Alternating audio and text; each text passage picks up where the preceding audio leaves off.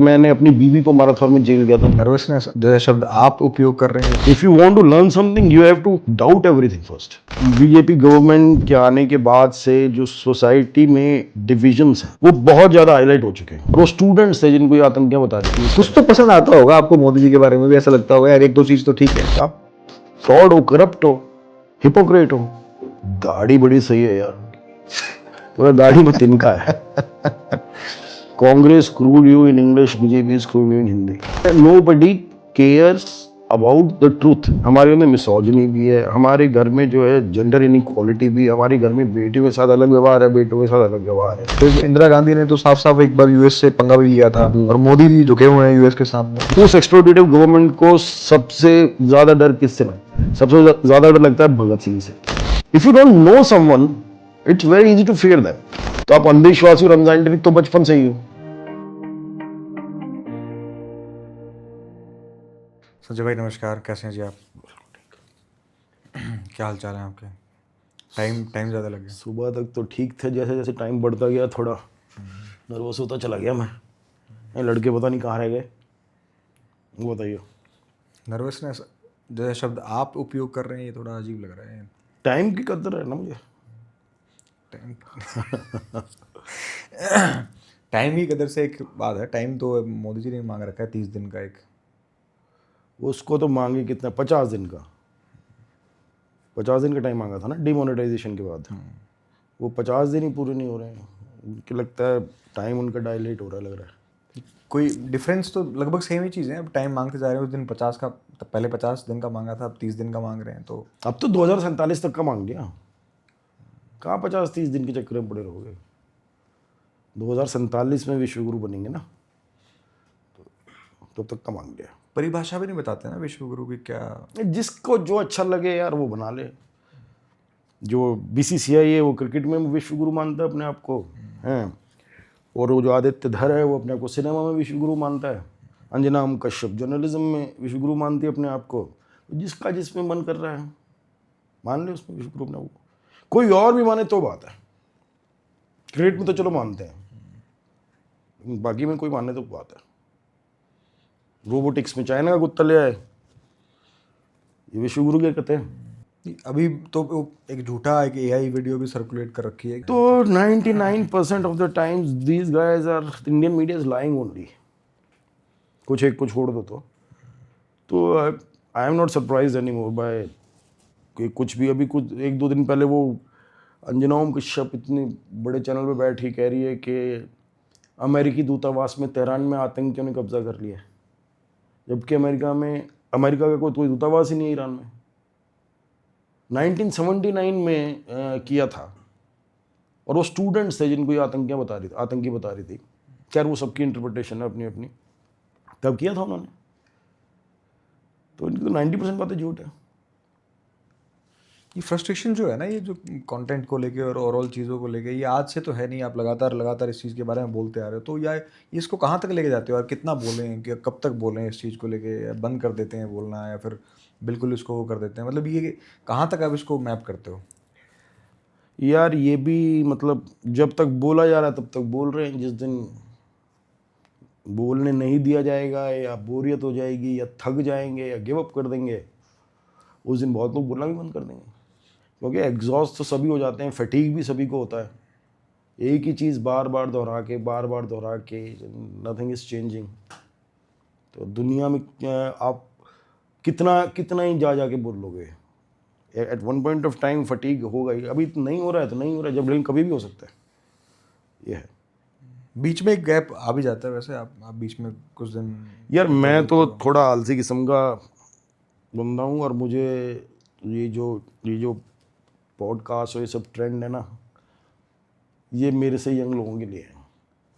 मैं तो बड़े रिलक्टेंटली, जब कोई बिल्कुल ही कार्टूनी वाली चीज़ हो जाती है तो बना लेता हूँ यार कुछ ऐसा कोई। ये भी कमाल की बात है, एंग्री यंग मैन अपने आप को ये कहने लग गए कि मेरे से यंग वो अपने आप को। ये देखो ना, मैंने तो कभी नहीं कहा अपने आप को एंग्री यंग मैन, लोगों ने बोला है। पर देखो ना, जो यंग थे उनसे भी यंग आ गए हैं, लेकिन कहानी वही दोहराई जा रही है। तो चेंज तो कुछ नहीं हुआ खास। ये है। आप इसको कंपैरिजन जो करते हो, कंपैरिजन किस वे में करते हो? आप यूएस के स्टैंडर्ड से कंपेयर करते हो, आप यूएस में बहुत आपकी लाइफ का बहुत ज़्यादा पार्ट रहा है, वहाँ सिंगापुर में भी आप रहे हो, तो कंपेयर वहाँ से करते हो, यहीं से देखते हो कि यहाँ के जो डिसेंट लोग हैं उनसे ही कंपेयर करके देख लो, या फिर वहाँ से कंपैरिजन कंपैरिजन किस हिसाब में करते हो? यार मेन कंपैरिजन तो मतलब किसी से कंपैरिजन करने की ज़रूरत नहीं है, what is right is right and wrong is wrong, है ना। यूएस भी कोई कंपेयर करने लायक कंट्री तो रहा नहीं है, ठीक है। सिंगापुर एक अथॉरिटेरियन स्टेट है, लेकिन वहाँ तक जाके वहाँ कंपेयर करने की ज़रूरत नहीं है। अब अपने घर में अगर अपने ही यहाँ बैठ के अगर जस्टिस की, राइट्स की, कॉन्स्टिट्यूशनल राइट्स की, कॉन्स्टिट्यूशन की बात करोगे तो कुछ बाहर देखने की ज़रूरत ही नहीं है। यहीं डिवैल्यू डिग्रेड हो रहा है। तो I don't think we need ऐसा। तो फिर यार कोई आके ये भी बोल देगा कि तुम भैया सोमालिया से कंपेयर करके देखो, उनसे तो हम बहुत अच्छे हैं, अफगानिस्तान से तो बहुत अच्छे हैं, बोल भी देते हैं लोग। तो I don't think you need to compare. आप बस अपने अपने आसपास ही देख लो यार, कंपेयर की ज़रूरत नहीं, नहीं। मैं उसी हिसाब से पूछ रहा हूँ ना कि लोग तो कंपैरिजन में वहां तक भी चले जाते हैं, जैसे अगर मोदी जी हनुमान जी को एक पतंग की रूप में उड़ा देते हैं, तो वो भी बोलते हैं उस मतलब उस पर भी लोगों की वो नहीं खुलती। एक तरफ उनकी आस्था जो है वो इतनी भारी है कि वो भगवान से आगे कुछ देखने को तैयार नहीं, और दूसरी तरफ अगर वो खिल्लियाँ उड़ाई जाती हैं भगवान की तो वो उस पर भी कुछ बोलते नहीं है। तो कंपैरिजन जो है वो मैं उसी हिसाब से पूछ रहा हूँ कि क्या माइंडसेट क्या होता है, वो तो उसको भी सही मान रहे हैं। यार वो पाइड पाइपर ऑफ हैमलिन वाली कहानी सुनी है आपने ना, जो बांसुरी बजा के शहर के सारे चूहों को अपने पीछे पीछे ले गया था और फिर खाई में गिरा दिया था उसने। चूहे मेस्मराइज होकर उसके पीछे पीछे चलते चले गए।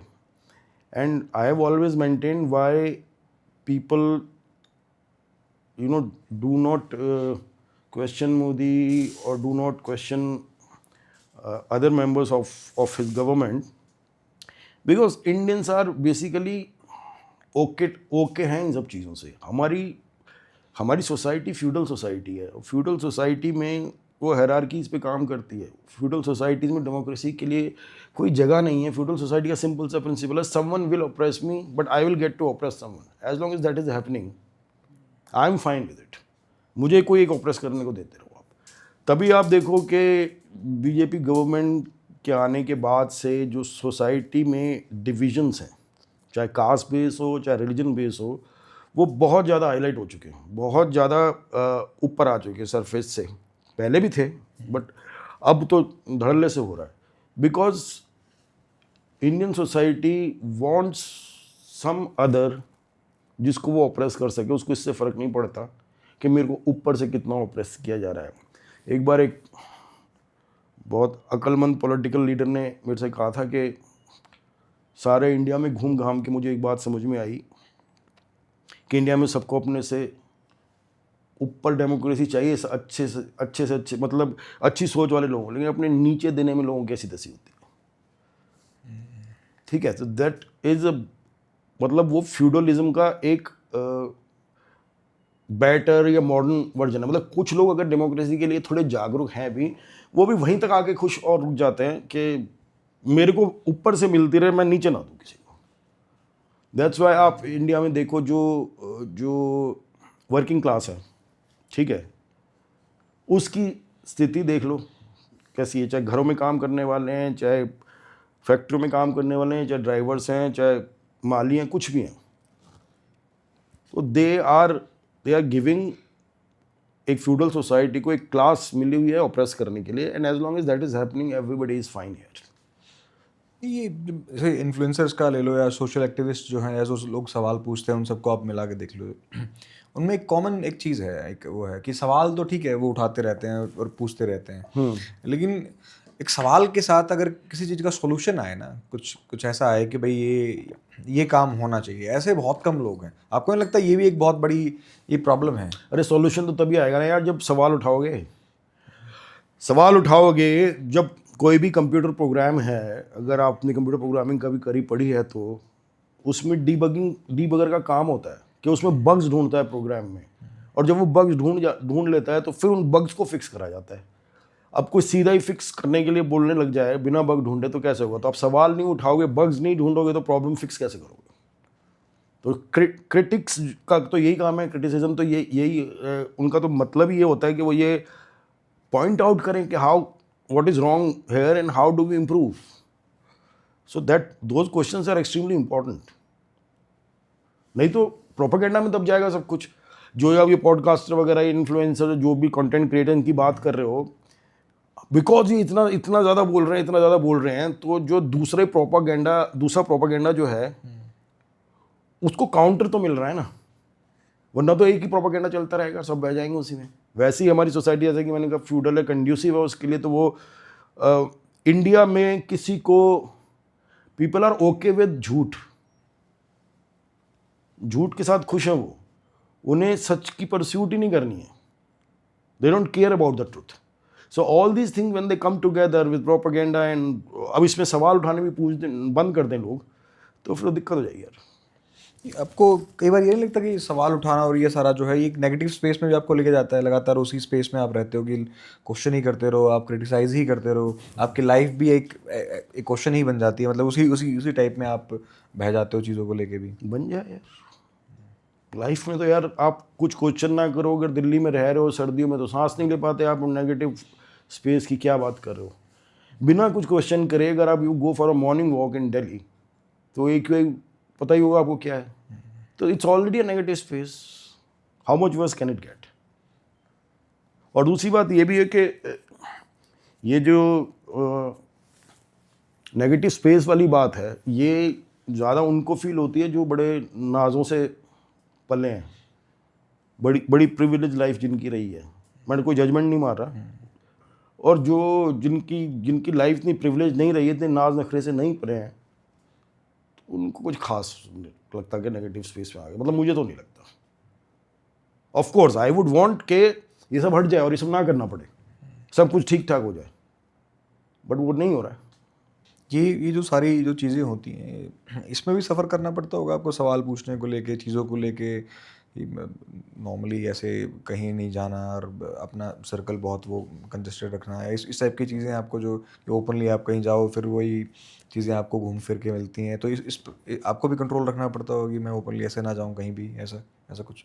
नहीं, ऐसा तभी तक तो कुछ नहीं है। हाँ, मतलब प्रॉब्लम्स तो हुई हैं, यही जो online conspiracies, you are sitting in your house, one fine day you realise कि आपके बारे में कहीं पे कुछ छप गया है, पता ही नहीं है। एक ने तो कहीं पे तो ये लिखा हुआ था कि मैंने अपनी बीवी को मारा था और मैं जेल गया था, मैंने शादी नहीं करी आज तक यार।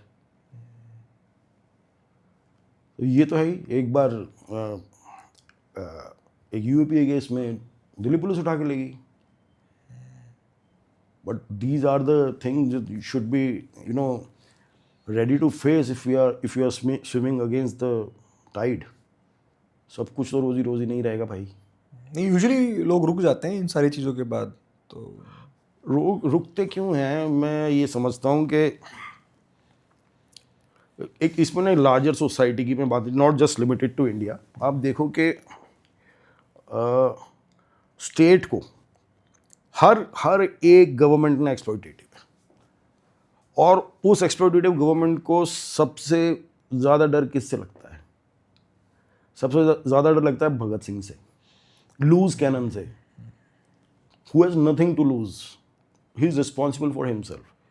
तो स्टेट ने और इन कैपिटलिज्म के साथ मिल के एक ऐसा सिस्टम बना दिया है कि एक तो वो आपको ना सोसाइटी में आपको कैपिटलिज्म के काम आने के लिए घिसता है, पढ़ाता है, लिखाता है, और आप एलिनेट हो जाते हो with a lot of things. और फिर वो आके आपको ये भी बताते हैं, स्टेट का कैपिटलिज्म का प्रोपेगेंडा, कि आप लोनली हो, आपको कंपेनियनशिप चाहिए।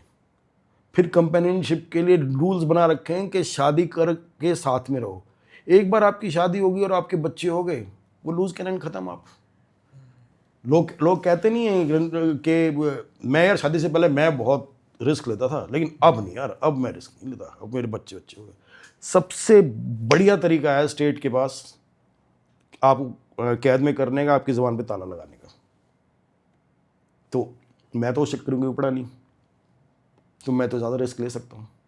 तो सिर्फ यही चीज़ आपको स्ट्रॉन्ग बनाती रहेगी, भाई मेरे पास कोई ऐसा नहीं है, कोई लूज कैनन नहीं है कि भाई कोई भी किसी को उठा ले, स्ट्रॉन्ग तो इंसान बनता है सिर्फ नॉलेज और एक्सपीरियंस से यार। बिना नॉलेज के, बिना पढ़े, बिना दुनिया में किसने क्या कहा है, क्या बोला है, क्या लिखा है, बिना ये जाने आपकी स्ट्रेंथ तो वो फिर वही हिंदुत्व वाला विश्वगुरु वाली स्ट्रेंथ है ना, कि आपने अचीव कुछ करानी है, दुनिया आपके बारे में जानती नहीं, आपको कुछ पता नहीं है, लेकिन आप अपनी चौड़ में घूम रहे हो। असली स्ट्रेंथ तो मेरे ख्याल से नॉलेज और एक्सपीरियंस से ही आती है। आजकल तो इसके भी सोर्सेज ऐसे हो गए हैं कि किताबें ही प्रोपेगेंडा पे छप रही हैं, मूवीज़ बन रही हैं प्रोपेगेंडा को लेके, न्यूज़ में कुछ ऐसा आता नहीं है, मतलब आर्टिकल्स भी ऑनलाइन आपको वेबसाइट्स में ऐसे मिलते हैं। बिल्कुल। तो कहाँ से निकालें जानकारियाँ जो एक्चुअल वो वहाँ एक्सपीरियंस काम आता है आपको, धीरे धीरे दुनिया में जीते जीते अपने सोच विचार के थ्रू आपको धीरे धीरे मालूम पड़ता है कि क्या चीज़ मुझे पढ़नी है, क्या चीज़ बकवास है। कि आपसे पूछें कि अगर किसी को एक्चुअल इन्फॉर्मेशन लेनी हो, आप ही ले रहे हो, तो कहाँ से लेते हो, कि कौन से ऐसे सोर्सेज हैं जहाँ इनको मैं चेक तो यार करो? किताबें पढ़ता हूँ, मेरे पास तो, मेरी घर में तो अपनी किताबें देखी हैं ये कि कैसे फिगर आउट करें ये प्रोपेगेंडा की किताब नहीं है किसी आपको अब उलझाने यार के लिए? मैं अगर तुमको बोलूँ कि धुरंधर देखने जाओगे या 21, कौन सी देखोगे? मैं 21 देखने जाऊंगा। रीज़न, क्योंकि 21 जिसने बनाई है श्रीराम राघवन, मैं उसकी फिल्म मेकिंग का कायल हूँ। 21 एक ट्रू स्टोरी पे बेस्ड है, 21 एक एंटी वॉर फिल्म है, and that is my ideology.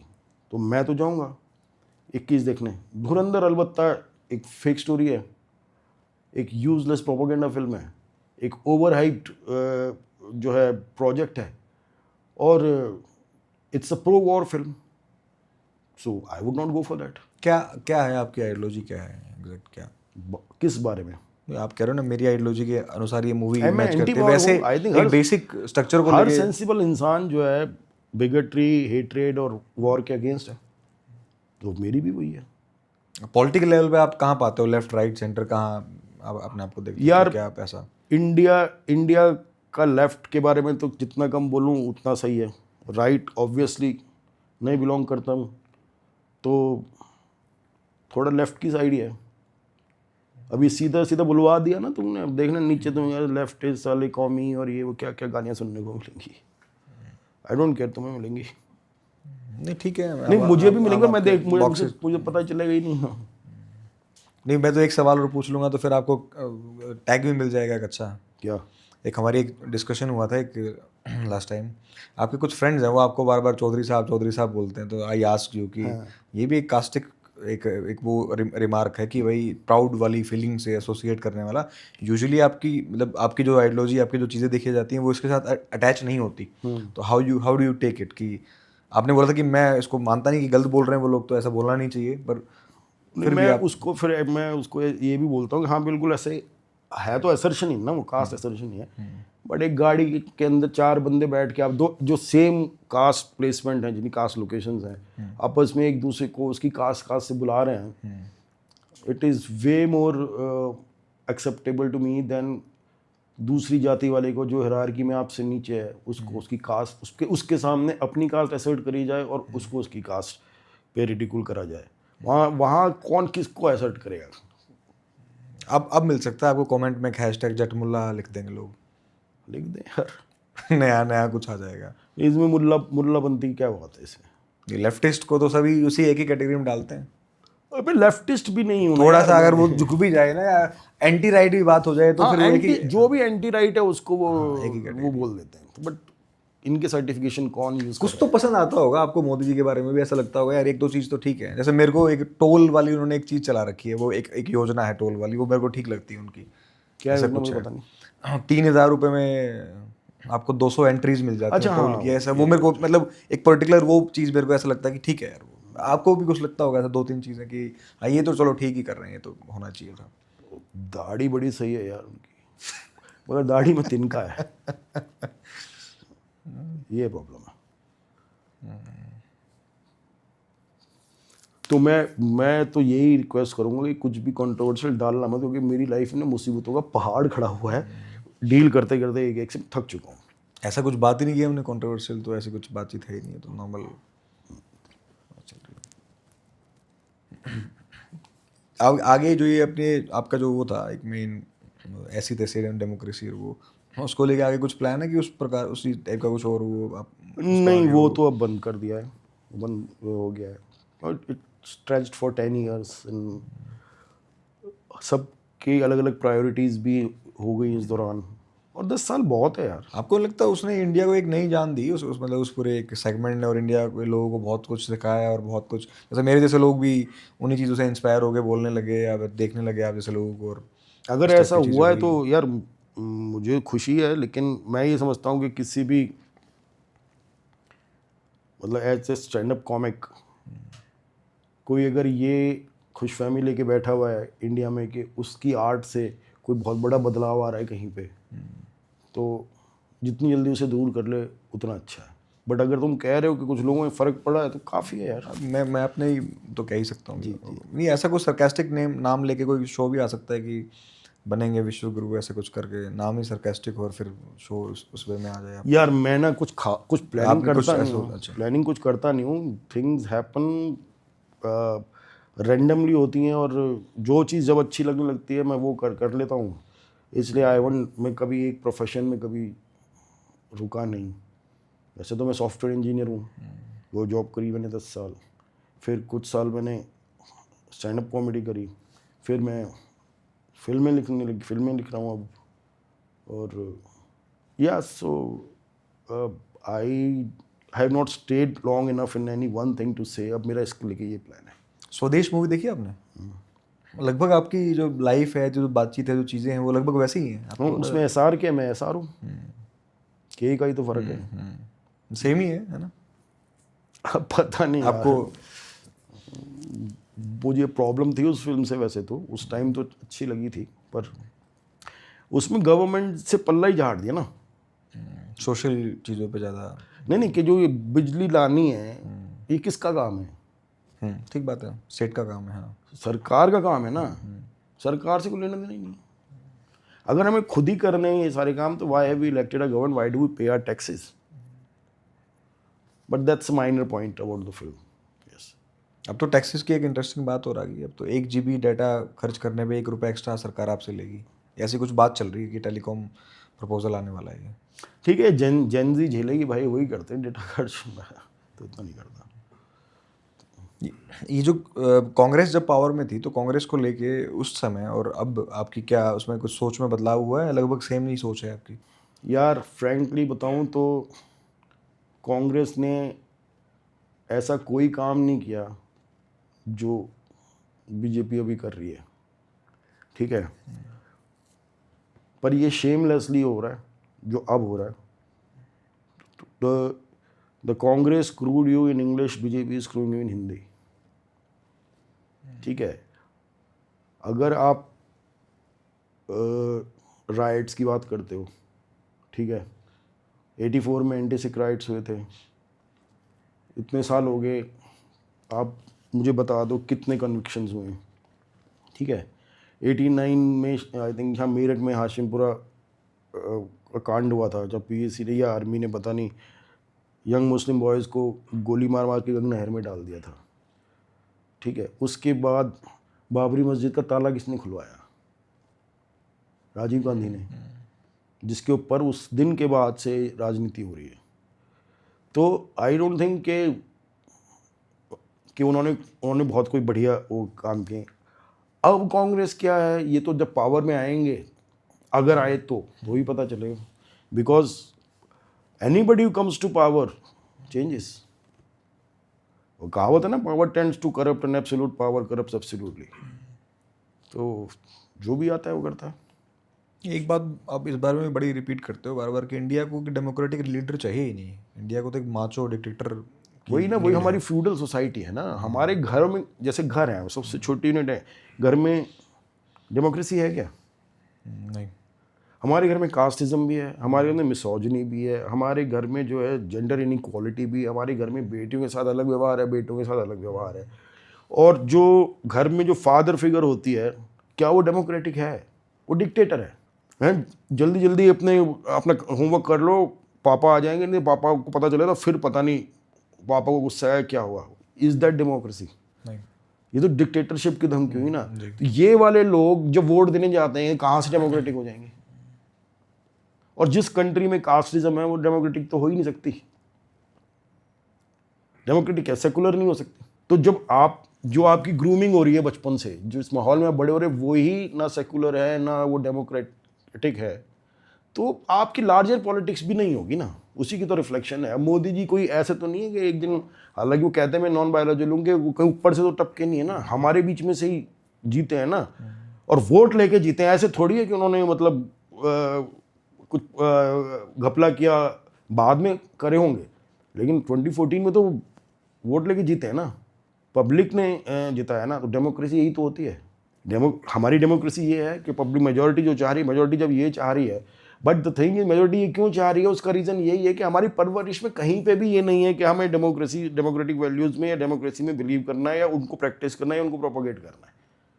And to expect all these young boys and girls जो अपने घर में ही ये माहौल देखते हैं, टू एक्सपेक्ट देम कि सडनली दे टर्न 18 और वो डेमोक्रेटिक वैल्यूज़ के लिए वोट करेंगे। यहाँ पे औरतें हमारे घरों में, हमारी इंडियन फैमिलीज़ में औरतें की कोई पॉलिटिकल आइडियोलॉजी होती है? अगर होती भी तो पता होती है, वो उसी को वोट दे के आएंगे जिसको पति दे के आएगा। So that is the problem है। इसमें एक जो कास्टिक सोसाइटी वाली जो बात है कि कास्टिज्म जो सोसाइटी में है, उस चीज़ को लेके एक बार बार ये कहा जाता है कि इसका सोल्यूशन एक ही है कि इंटरकास्ट मैरिज। आपको भी लगता है यही सोल्यूशन है, इसके अलावा और भी कोई चीज़ है? बिल्कुल वही है। इंटरकास्ट मैरिजेस को इंसेंटिव मिलना चाहिए, इंसेंटिवाइज होनी चाहिए, और अरेंज मैरिज पे बैन लग जाना चाहिए। तो वही एक सोल्यूशन है। और इंटरकास्ट मैरिज भी वही नहीं कि एक सेम वर्ड में आपस में कर रहे हैं, है ना। शर्मा ने दुबे से कर ली, चतुर्वेदी ने पाठक से कर ली ना, डिफरेंट वन, वो है सोल्यूशन। ये नज़र आता है आपको वो एक्सेप्टेंस, इस प्रकार की एक्सेप्टेंस अगले 50-100 सालों में इंडिया में? ये होते हुए चलो हम यहाँ पे 4 लोग बैठे हुए ना, 2 कैमरे के 2 पीछे, इनसे ही पूछ लेते हैं इनके घरों में ये एक्सेप्टेड है। तुम्हारे घर में कितनी इंटरकास्ट मैरिजेस हुई हैं? एक भी नहीं हुई। एक भी नहीं हुई ना। क्यों नहीं हुई? क्यों नहीं हुई? क्योंकि घर में डेमोक्रेसी नहीं है। पिताजी ने डिसाइड किया होगा। और जब आपने पिताजी का इतना बड़ा डिसीजन जो आपकी ज़िंदगी के बारे में उन्होंने ले लिया, वो मान लिया आँख मीच के, आप कैसे अपने अधिकार मांगने जाओगे किसी नेता से यार? तो यही सोशल फॉल्ट लाइन्स हैं हमारी सोसाइटी की, जो हमारी डेमोक्रेसी को वीक करती हैं। ये जो मीडिया वाला जो गेम चल रहा है, ये आपको नज़र आता है कि जो लोग बिल्कुल ब्लाइंडली ट्रस्ट करके बैठे हुए हैं कि वही असली सोर्स है, वही इन्फॉर्मेशन देगा, वही उनको मिसगाइड कर रहा है, समझेंगे ऐसे लोग? मतलब अगर कोई समझना चाहता है, कोई हमारी बातचीत को देख रहा है, ऐसा इंसान जो मीडिया पे यकीन करके बैठा, जो मेन स्ट्रीम मीडिया पे, कैसे समझे कि ये लोग वो कर रहे हैं? यकीन करके बैठा है तो जरा भुगतेगा, और उसको मैं क्या समझाऊँ? नहीं, इस प्रकार का आदमी जो है यकीन करके बैठा है, वो ऐसा भी तो हो सकता है कि वो सीखना चाह रहा हो, समझना चाह रहा हो कि क्यों ना करूँ। सीखने का तो पहली सीढ़ी डाउट है। If you want to learn something you have to doubt everything first. अगर आप डाउट नहीं करके, विश्वास करके बैठे हुए हो, तो फिर सीखोगे क्या आप यार? तो किसी के दिमाग में डाउट ही क्रिएट है उस चीज़ को लेके, तो वो अगला अगर डाउट है और वो क्यूरियस है, तो भैया डाउट क्लियर करने की कोशिश करेगा और सीख जाएगा। अगर वो अपने सामने झूठ देख रहा है, ठीक है, कि नाली की गैस से चाय बन रही है, वो देख रहा है सीधे सीधे, और फिर भी उसको मान रहा है, तो क्या ही सीखेगा यार? वो तो एक प्रोडक्ट है जो बना बनाया मिला है ऐसी गवर्नमेंट्स को, उनका काम करने के लिए। ये है। आपको लगता है कि आप जैसा कोई इंसान पॉलिटिकली इस सिस्टम में सेट हो सकता है, संसद में पहुंच सकता है और काम करवा सकता है, या कुछ आवाज़ बन सकता है, मतलब सोल्यूशन लेके आ सकता है, या सिर्फ क्रिटिक का ही काम बेस्ट है? यार सारे नेता बन जाएंगे तो क्रिटिक कौन रहेगा? अब ठीक है, ये तो एक ऐसा होता है लूज ना, एक जिसका एग्जांपल है काम क्या? जिसका काम उसी को साजे होता है ना यार। अब अगर मार्क्स ने वर्कर राइट्स के बारे में लिखा है, कोई उसको बोले कि यार तू खुद क्यों नहीं वर्कर है, तो किसी का काम लिखने का है, किसी का बोलने का है, किसी का पढ़ने का है, किसी का पॉलिटिशियन का है। फिलहाल मुझे ये लगता है कि मैं इस स्पेस में हूँ कि मैं ये बोलूँगा। आगे क्या होता है यार, कौन जाने। आप लोगों को बोलना सिखा रहे हो और लोगों को बता रहे हो कि ये आपके हक हैं, इनके लिए आवाज़ उठाओ। जब वो काम इतने अच्छे से कर सकते हो आप, तो शायद वो भी कर सकते हो। बड़ा मुश्किल है यार इंडिया में पॉलिटिशियन होना।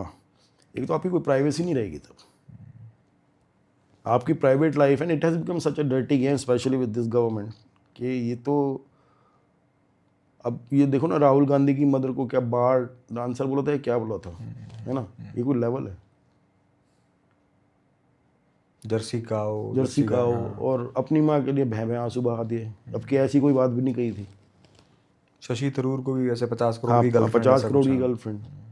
सो द इंडियन पॉलिटिक्स में अभी फिलहाल तो सीन ये हो गया है, वो होते हैं ना कि if you wrestle with the pigs they will cover you in shit and they will like it. उनको तो मज़ा आता है इसी में, तो I rather not get involve with them at least for now, that's what I से। जैसे मैंने पहले कहा कि मैं कुछ प्लान व्लान करता नहीं हूँ, जो होगा देखेंगे। एक मेजोरिटी जो है देश में जो लोग वो ये मानते हैं कि राहुल गांधी कोई ऐसा लीडर नहीं है जो कंपेरेबल हो या जो और अच्छा हो, या फिर अखिलेश यादव या फिर ममता बनर्जी और मतलब मोदी जी के उसमें स्टैंडर्ड्स में। आपको लगता है ये बात कि ऐसा ही है? मोदी जी कहाँ, कौन से, किस चीज़ में वो हैं आउटस्टैंडिंग, मुझे बताओ तो। किससे कंपेयर कर रहे हो? एजुकेशन में नहीं है, ठीक है, सच बोलने में नहीं है, करप्शन में नहीं है, फॉरेन पॉलिसी में नहीं है, इंटरनल सिक्योरिटी में नहीं है, सिर्फ डिवीजन बिगोट्री इनमें है। तो वो किस चीज़ से कंपेयर करोगे यार तुम? ये कोई के ये कि मोदी नहीं है तो कोई ऑल्टरनेटिव ही नहीं है, ये बकवास बात है। इंडिया में इंदिरा गांधी के बाद कितने प्राइम मिनिस्टर बने? जब पहले तो था, यही बोलते थे ना, जैसा आज मोदी जी के लिए है कि इंडिया इज इंदिरा। राजीव गांधी की डेथ के बाद कितने लोग, पीवी नरसिम्हा राव, विश्वनाथ प्रताप सिंह, चंद्रशेखर, देवे गौड़ा, इंद्र कुमार गुजराल, ये सब जो बने थे, ये कहाँ से निकल के आ गए थे alternative? There is always an alternative. अगर आपकी रिलेशनशिप खराब चल रही है ना, तो पहले ना ब्रेकअप करते हो, पहले ये नहीं देखते कि अगली वाली ऑल्टरनेटिव पहले वो ढूंढ लो। तो पहले इससे छुटकारा मिले। हाँ, अगर कुछ चीज़ खराब है तो पहले उसे हटाओ ना यार। तो आई डोंट, ये इंटरनेशनल रिलेशन वाली जो बात है, अभी जो ऑपरेशन सिंदूर हुआ था उस समय भी देखने को मिला था कोई no one stands with India की, उस समय किसी ने ऐसा वो नहीं किया।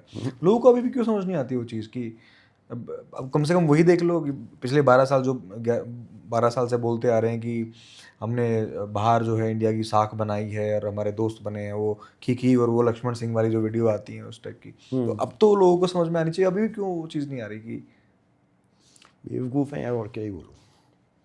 हिपोक्रेट्स हैं, करप्ट हैं। उनको तो एक जो झुंझुना पकड़ा दिया है, एंटी मुस्लिम हेट दे दी है, बस वो आता नहीं रहता कि मेरी चाहे कितनी भी बैंड बजा लें मोदी जी, लेकिन अब्दुल को शांत कर रखा है। टाइट रखना है। हाँ, इसका क्या मतलब है यार? तो सारी पॉलिटिक्स ही सिर्फ इस पे टिक गई कि अब्दुल को टाइट रखना है सब। और ये बिगेटरी मतलब लोगों के मन में थी, तभी तो फैल रही है इतनी, तभी तो इतने खुल खुल के कोई कुछ भी बोल देता है। ये अंदर बैठी हुई थी, खुरे अंदर से पहले छुपा के रखी हुई थी, पहले माहौल ऐसा नहीं था कि पहले लगता था कि ये नहीं बोलना चाहिए, अब खुल्लम खुल्ला है। तो वैसे खत्म होने वाली चीज भी नहीं है, तो अगर यहाँ हिंदू ही रह जाएंगे सारे के सारे तो कास्टिस तो फिर लेवल पे आ जाएंगे। कास्ट डिवीजन होगा ना फिर। ये जो हिंदू राष्ट्र बना रहे हैं, ये एक हिंदू गांव ही बना ले, किसी ने बोला था ना कि गांव बना के दिखा दें, जी। उसी में फिर ये हो जाएगा कि ये जाति का इधर नहीं मंदिर नहीं आ सकता, इस जाति का मिड डे मील नहीं बना सकता, इसके हाथों से मंदिर में कुछ नहीं होगा। फिर क्या करोगे? अब्दुल तो चलो कर दिया तुमने टाइट। तो पॉइंटलेस डिबेट है मेरे हिसाब से कि मोदी के कंपेयर का कोई है ही नहीं। बीजे है तो बीजेपी में भी, लेकिन उसको फिर आगे वो योगी आदित्यनाथ को ही बोलते हैं कि ऐसा है कंपेरेटिवली। कहाँ आने दे रहे हैं मोदी जी योगी जी को? बिल्कुल नहीं आने देंगे। वैसे इन दोनों में से आपकी चॉइस क्या है अगर दो ही ऑप्शन हो? हाँ, ये जो ये हाइपोथेटिकल क्वेश्चन जो है ना, ये वैसा है कि मैं अपने दोस्त से बोलूँ कि हम दोनों नाव में जा रहे हैं, साथ में तेरी बीवी बैठी हुई है, नाव डूब रही है, तो पता किसको हो जाएगा, बीवी को या मुझे? ना ऐसी सिचुएशन कभी होने वाली है, ना ये कोई ऑप्शन है, तो ये फालतू का वो हाइपोथेसिस है। नहीं, जब आपके पास हेल्थ केयर की फैसिलिटीज़ नहीं है, जब स्कूल लगातार बंद हो रहे हैं, तो अकेले मंदिर से आप कितना चीज़ों को ग्लोरीफाई कर लोगे? क्या क्या चाहते क्या हो मंदिर से? ग्लोरीफाई भी नहीं हो रहा यार, मंदिर से लोगों को बेवकूफ़ बनाया जा रहा है। क्या, कौन सा मंदिर क्या कर लिया मंदिर ने? लोगों को बेवकूफ़ बना रहे हैं यार। अब जब लोगों का लेवल ऑफ इंटेलेक्ट ये हो गया है कि जर्नलिज्म में ये ईरान इजराइल वॉर में एस्ट्रोलॉजर बिठा रखे, तो ईरान की ना कुंडली खराब थी इसलिए ग्रह दोष चल रहा है। हाँ हैं। और अहमदाबाद में जो प्लेन क्रैश हुआ था, उसमें शायद हनुमान चालीसा बज गई थी, भगवत गीता, हाँ ऐसा या कुछ कुछ था। भगवत गीता बज गई, तो उसका वो वाही कर रहे थे कि भगवान ने देखो अपनी किताब। अरे यार, बंदे मर गए इतने सारे। जो इस लेवल की स्टुपिडिटी है दुनिया, जैसे मैं बता रहा हूँ आपको, दुनिया आर्टिफिशियल इंटेलिजेंस की तरफ जा रही है, लेकिन हम नेचुरल स्टुपिडिटी इतनी भयंकर कर रहे हैं कि अनबिलीवेबल है, इस लेवल की बेवकूफ़ी है। अब जो बताओ कोई ये बोला ये एक्स्ट्रा 2a भी कहाँ से आया, ये कोई बात है यार? मैथमेटिक्स का फॉर्मूला है यार, पाइथागोरस थ्योरम कहाँ से आई? उसको भी वेदों से, शास्त्रों से जोड़ देते हैं नहीं कहीं। मतलब चलो तुम वेद ही बोल लो यार, लेकिन एक्स्ट्रा 2a भी मिला कि नहीं मिला, मिला कि नहीं मिला? जैसे देखो हैप्पी आवर में मतलब एक के साथ एक फ्री मिल गया कुछ। दिस इज शियर स्टुपिडिटी यार। एंड एक चीज मैंने सीख लिया लाइफ में, आप पहाड़ हिला सकते हो लेकिन बेवकूफ आदमी से नहीं हिला सकते, वो थका देगा आपको। आप उसको जितना प्रूफ दोगे ना, जितना उसे सबूत दोगे, जितना उसको एविडेंस दोगे, उस पर धेले का फर्क नहीं पड़ने वाला, वो आप थका दोगे उसे। तो डिस्कशन ही नहीं करो भक्तों के साथ तो है। दूर मतलब it's exhausting. You can not win over stupidity और विन अगेंस्ट स्टुपिडिटी। अब ये तो बाहर भी फैलाने लगे हैं इस वायरस तो को, बाहर दूसरे देशों में भी तो बाहर इलाज भी हो रहा है ना। अभी जो ये प्रधानमंत्री जी 48 घंटे युद्ध से 48 घंटे पहले इजराइल में बैठे हुए थे, ठीक है, तो ऑब्वियसली इनको मालूम है कि क्या होने वाला है। कितने करोड़ों इंडियंस हैं जो गल्फ में काम करते हैं, उनकी जान को खतरा नहीं है। वहां पे जो गंद मची हुई है इस टाइम, उसमें दुबई में कितने इंडियंस हैं यार, एमिरेट्स में कितने इंडियंस हैं, ओमान में हैं इतने इंडियंस वहां पे रहते हैं। उनके लिए क्या करके आए हो भैया तुम? मतलब ये तो आप बता सकते थे साफ साफ कि आ जाओ यार, हाँ। मतलब ये होने वाला है, पर वैड बना देंगे, पापा ने वो और रुकवा दी। एंड आप सही कह रहे हो, तो ऑपरेशन सिंदूर के टाइम में कोई खड़ा नहीं था इनके साथ। तो छोटे से देश पाकिस्तान को इतने लोग सपोर्ट करते हैं और हम तो अपने आप को विश्व गुरु क्लेम कर रहे हैं और पता नहीं क्या क्या कर रहे हैं, और हमारे साथ तो कोई दिखता ही नहीं है। फेलियर ऑफ फॉरेन पॉलिसी है। अगर पाकिस्तान का चीफ ऑफ आर्मी स्टाफ, ठीक है, वॉर के इमीडिएटली बाद व्हाइट हाउस में बैठ के खाना खा रहा है, तो ये पॉलिसी फेलियर नहीं तो और क्या है? तो जो अगेन जो बोल रहे थे ना कि मोदी जी कंपैरिजन में कोई नहीं है, कहाँ कंपेयर करूँ, मुझे बताओ तो सही यार। जी, इन दोनों एक्शंस में आप कैसे देखते हो? इंदिरा गांधी ने तो साफ साफ एक बार यूएस से पंगा भी लिया था, बोला था, और मोदी जी झुके हुए हैं यूएस के सामने, मतलब, और फिर भी आप विश्व गुरु वाली थीम को लेके चल रहे हो। हाँ, तो यही तो बोल रहा हूँ इतनी देर से, आप फ्रॉड हो, करप्ट हो, हिपोक्रेट हो। पब्लिक को मतलब ही नहीं है, पब्लिक को बस इतनी खुश है कि दुबई में सबसे बड़ा मंदिर बनवा दिया। लेकिन अब दुबई में जब जो फंसे हुए हैं या और आसपास के इलाकों में जो फंसे हुए हैं, उनके लिए क्या है? कुछ नहीं। अभी तो वेस्ट बंगाल में भी छेड़ दिया उन्होंने, हुमायूं कबीर करके कोई ऐसा है जो इसको मस्जिद बनाने के लिए वो उसमें आग लगा दी कि मस्जिद बनाओ तुम, Y+ सिक्योरिटी दे दी उनको, ताकि वहाँ भी हिंदू मुस्लिम डिवाइड करके इलेक्शन को किया जा सके। एक ही तो चीज़ पता है ना, this is the only trick up their sleeve and they will use it again and again, nothing else. वैसे ये बहुत स्ट्रॉन्ग इंजेक्शन है कि लोगों में भरा हुआ है ज़बरदस्त तरीके से कि ना, ये तो कट्टर हैं, ये तो ऐसे कर देंगे, मुस्लिम तो यूँ कर देंगे। यार वही है ना कि जैसे हॉरर फिल्म में आपको डराने के लिए क्या बनाया जाता है, माहौल दिखाते हैं कि उधर कमरे में कुछ है, लेकिन वो क्या है ये आपको दिखाते नहीं है, मतलब दर्शक को है। और वो जो अननोन है उससे फियर फैक्टर बढ़ाते हैं, फियर ऑफ अननोन है। और यहाँ पे ये जितने लोग ये हिंदू मुस्लिम नफरत में बिलीव या उनको कट्टर बोलते हैं, या उनको जानते भी नहीं है, मिले भी नहीं है किसी से। If you don't know someone, it's very easy to fear them. और ना किसका कोई आना जाना है, ना मिलना जुलना है, ना किसी घरों में उठना बैठना है, तो फिर कैसे कह सकते हैं वो कट्टर है? तो आपको मालूम ही नहीं, पता ही नहीं है, फियर ऑफ अननोन है। वैसे इन्होंने ये फॉर्मूला इस्तेमाल किया संजय भाई, जो यूजुअली पहले भी किया जाता है, पंडित पुजारियों के वो अपने कनेक्ट में कर लिया, और वो हिंदुज़म वाला पार्ट वो करके, और वो फैलाते रहे, घर घर जाते रहे, लोगों को बताते रहे, है ना, वही चीज़। बिल्कुल। और जो साइंस और साइंटिफिक टेम्परामेंट है, वो तो हम इंडियंस में जनरली घर में नहीं डेवलप होने देते ना यार। मैथ्स का एग्जाम देने जा रहे, दही चटा के भेजेगी माँ। तो आप अंधविश्वासी और अनसाइंटिफिक तो बचपन से ही हो। तो जब आप साइंस को डिसरिगार्ड करोगे, ऐसे अपनी ज़िंदगी से साइंटिफिक टेम्परामेंट ही निकाल दोगे तो फिर ये बाबे शाबे ही आपको बेवकूफ़ बनाएंगे यार। रहा कहा एक काम और तो कर रहे हैं ना, हर चीज़ को साइंटिफिकली बता रहे हैं कि ये साइंटिफिकली प्रूव हो चुका है। हाँ तो निकाल साइंटिफिक निकाल के जरूरत पड़ रही है वहाँ पे इनको साइंस की। साइंटिफिकली प्रूव करने का ना एक तरीका होता है वो एस्टैब्लिश तरीके हैं साइंस के काम करने के। अब उस तरीके से दिखाओ ना प्रूव करके, ऐसे बोलने से क्या होगा, प्रूव हो रखा है। ऐसे तो मैं बोल दूं कि यार मेरे परदादा फलां थे, क्या प्रूव करूंगा क्या मैं कोई? तो साइंस के बारे में अंडरस्टैंड, पॉइंट वही है भाई कि आपके हमारे घरों में ही साइंस की वैल्यू नहीं है। बचपन से ही आपको अंधविश्वासी, अनसाइंटिफिक और अनक्वेश्चनिंग बनाया जाता है, डाउट हटाए जाते हैं। आप अगर सवाल पूछते हो तो आप बदतमीज हो। और फिर जब आप ये माहौल में आप बड़े हुए हो कि सवाल पूछ रहे हो बदतमीज, ये तो फिर आप कैसे किसी नेता से जाके सवाल पूछ लोगे यार? आपके अंदर है ही नहीं। अभी आजकल कितने लोग बोलते हैं आप मोदी जी के बारे में ऐसे कैसे कह सकते हो? इसलिए कह सकते हैं भाई हम तनख्वाह देते हैं उनको यार, ही वर्क्स फॉर अस। ठीक बात है। बट क्यों इस तरह की बातें होती हैं? क्योंकि वो वही हायरार्किकल ऑर्डर में फादर फिगर, एंड वो उसको कुछ नहीं कहना, वो बदतमीजी है। देर सारी रूट कॉजेज, मतलब ज़्यादातर प्रॉब्लम को आप ट्रेस करोगे तो आपके सबसे छोटी यूनिट घर परिवार में ही निकल के आ जाएगा। आप भी तो लगभग उसी बैकग्राउंड से बिलोंग करते हो जहाँ क्वेश्चनिंग के लिए रोका जाता है, इस टाइप की चीज़ें होती हैं। आपने कैसे उसको ओवरकम किया? यार मेरा बैकग्राउंड तो अब मुझे इतना उस बारे में ज़्यादा याद भी नहीं है, but I was always asking. वही था हमारा माहौल। पिताजी घर पे हैं तो किसी की हिम्मत नहीं थी चू करने की, ठीक है। वो जो है डिक्टेटरशिप में ही घर चलाते थे।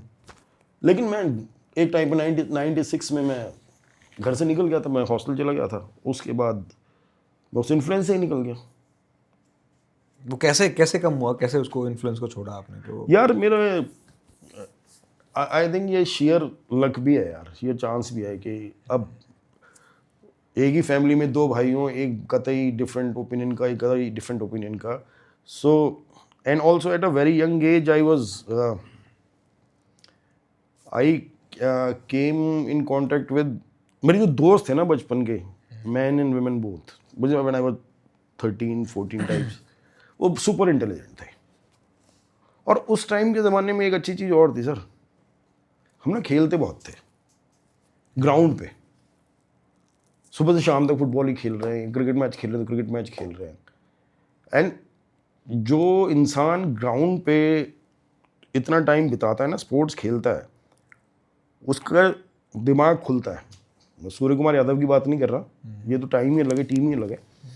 उस टाइम में क्योंकि जगह थी, खेलते थे, और आपस में ही जो मैं अपने बचपन के दोस्तों की बात कर रहा हूँ, they were super smart people.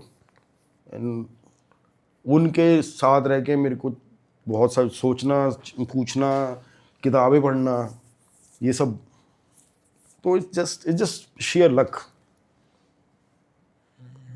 Surya Kumar Yadav का आपने बात किया, वो वर्ल्ड कप को लेके मंदिर में चले गए, ट्रॉफी को लेके। I am not surprise, are you surprise?